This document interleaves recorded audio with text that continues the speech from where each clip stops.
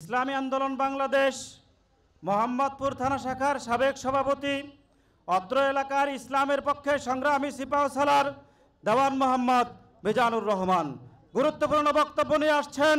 দেওয়ান মোহাম্মদ মিজানুর রহমান। আসসালামু আলাইকুম ওয়া রাহমাতুল্লাহ।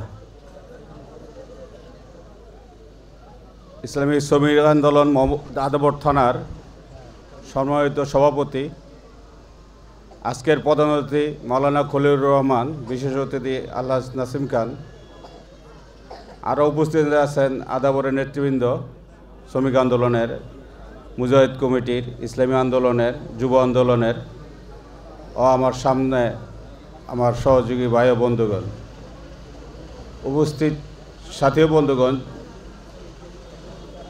অ্যাকচুয়ালি ইফতারের টাইম সময়ও নাই, নেতৃবৃন্দ আছেন, কথা বলবেন। আমি আপনাদের সামনে দাঁড়াইছি দোয়া নেওয়ার জন্য।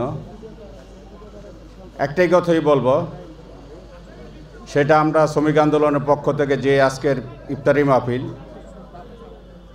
শ্রমিকরা জানেন তাদের রক্ত ঝরা, ঘাম ঝরা পরিশ্রমের মাধ্যমে আজকে বাংলাদেশ ইসলামী শ্রমিক আন্দোলন প্রতিষ্ঠিত হয়েছে। আমি শ্রমিক আন্দোলনকে এটাই বলবো,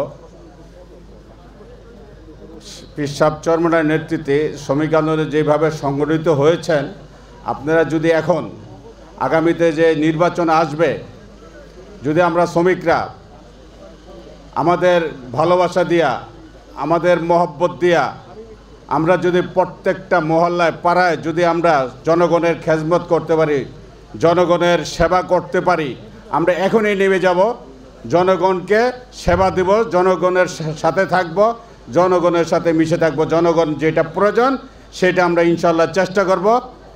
আমরা যদি আজকে থেকেই যদি শ্রমিক আন্দোলন ওয়াদা করি, আমরা যে পাড়ায় মহল্লায় যদি আমরা শ্রমিক আন্দোলনের মাধ্যমে যদি আমরা পাড়ায় মহল্লায় যদি সমাজসেবা করতে পারি, ইনশাল্লাহ আমরা কামিয়াবি, আগামীতে আমরা কামিয়াবি হব।